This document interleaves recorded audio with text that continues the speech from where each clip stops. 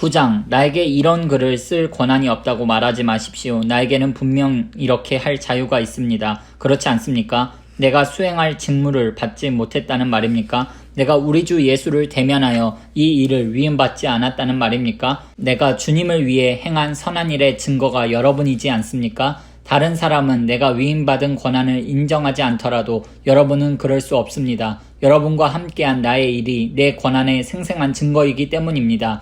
나를 비판하는 사람들에게 나는 거리낌 없이 항변합니다. 하나님을 위해 선교사로 임명받은 우리에게는 그에 걸맞은 편의를 도모할 권리가 있습니다. 우리에게는 우리와 가족을 위해 후원받을 권리가 있습니다. 여러분은 이 문제와 관련해서 다른 사도들과 우리 주님의 형제들과 베드로에게는 이 일을 제기하지 않는 것 같습니다. 그런데 나에게는 어째서 이 일을 제기합니까? 바나바와 나만은 혼자 힘으로 생계를 유지해야 한다는 말입니까? 군인이 자기 힘으로 생계를 유지하며 군복무를 합니까? 정원사가 자기 정원에서 나온 채소를 먹어서는 안 되는 것입니까? 우유 짜는 사람이 통에 담긴 우유를 마시지 말아야 한다는 말입니까?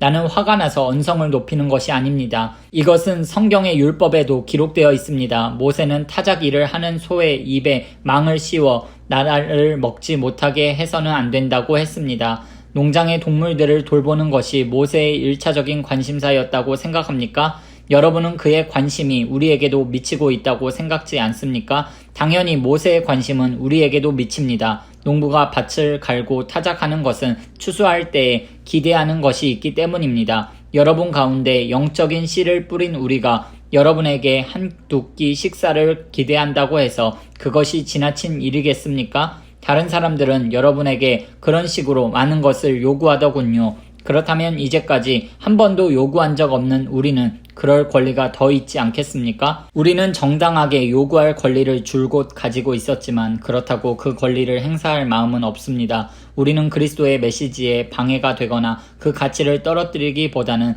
차라리 무슨 일이든지 참기로 결심했습니다. 다만 나는 여러분이 우리의 결심을 이용해 다른 사람들을 속이고 그들의 정당한 몫을 가로채지는 않을까 염려할 따름입니다. 여러분도 알다시피 성전에서 일하는 사람은 성전 수입으로 살고 제단에서 제사를 드리는 사람은 제물로 바쳐진 것을 먹지 않습니까? 주님께서도 같은 취지로 말씀하셨습니다. 메시지를 전하는 사람은 그 메시지를 믿는 사람들의 후원을 받아야 한다고 말입니다.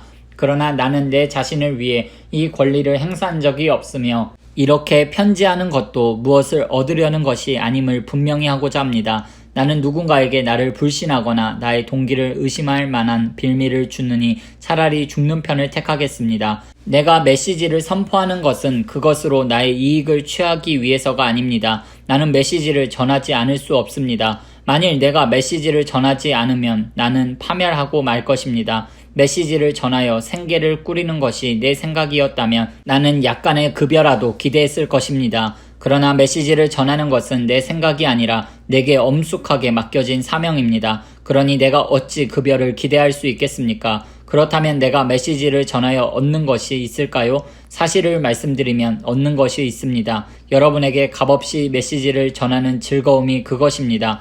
그러니 여러분은 나의 경비를 지불하지 않아도 됩니다. 나는 어느 누구의 요구나 기대에 매이지 않는 자유인이지만 다양한 부류의 사람들에게 다가가려고 자발적으로 모든 사람, 종교인들, 비종교인들, 매우 신중한 도덕가들, 자유분방하게 사는 부도덕한 자들, 실패한 자들, 타락한 자들의 종이 되었습니다. 나는 그들의 생활 방식을 받아들이지는 않았습니다. 나는 그리스도 안에 내 뜻을 두었지만 그들의 세계로 들어가서 그들의 관점으로 경험하고자 했습니다. 나는 모든 모양의 종이 되어 만나는 사람들을 하나님께 구원받은 삶으로 인도하고자 애썼습니다. 내가 이 모든 일을 한 것은 메시지 때문이었습니다. 나는 메시지를 두고 이러쿵저러쿵 논하기보다 다만 메시지에 참여하고 싶었을 따름입니다. 여러분은 경기장에서 육상 선수들이 달리는 모습을 보았을 것입니다. 모든 선수가 달리지만 상을 받는 선수는 한 명뿐입니다.